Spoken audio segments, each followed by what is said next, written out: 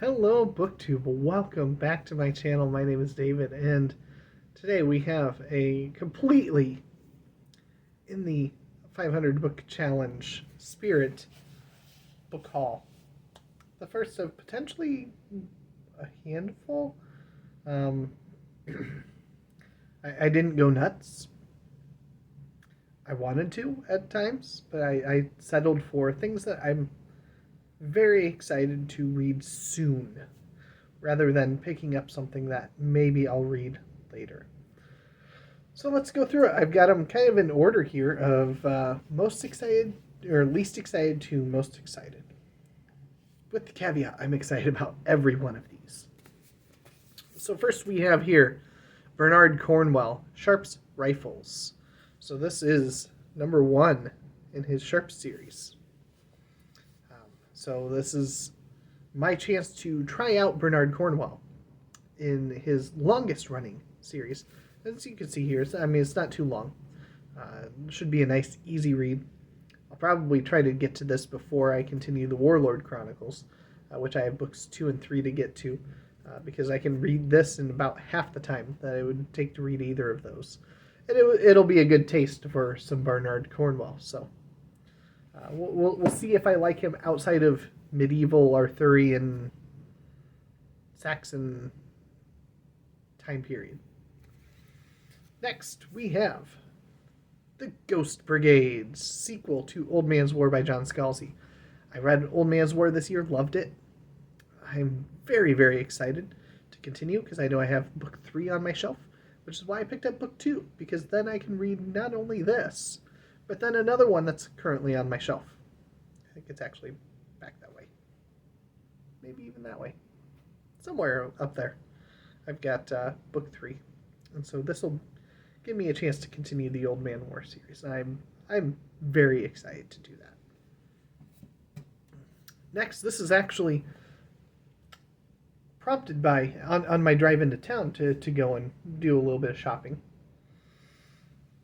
I was trying to catch up on some booktube videos that I'm way behind on, and book of the day, Steve Donahue and the CPL radio talked about The Lost Metal by Brandon Sanderson. That reminded me, I probably would love to pick it up and dive into it. Now, Steve did say that you probably could still get by without reading the other 3 that precede this, but having read almost everything Sanderson has written to this point, I'm very up to date on Wax and Wayne. So I'm ready to see how this all concludes. And you know exactly what you're getting out of a Sanderson book, and it's good. I'm excited. I probably need to start picking up Sanderson books.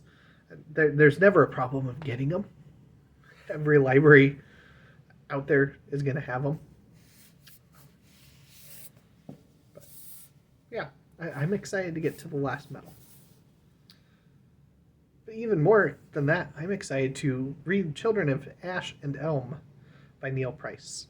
I've got a couple of booktubers in the last year have really sung the praises of this. And so I had to make sure to pick it up. I mean, I love the spine here. And this is 600 and some pages of just absolute delight for somebody that enjoys the Vikings. And I love the Viking era of history. So I had to make sure to pick this up. Next, we have one that was actually sent in the mail that came last week, and I knew it was coming.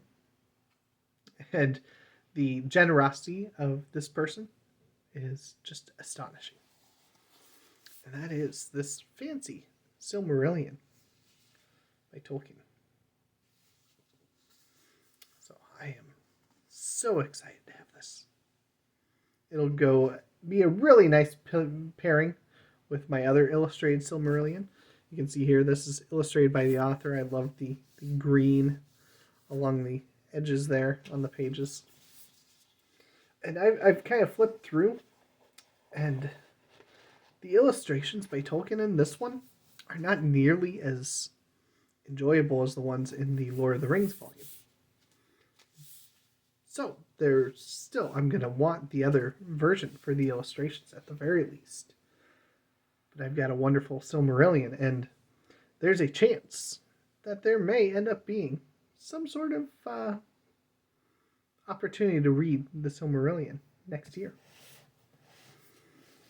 And last but not least, this is the gift my wife got me.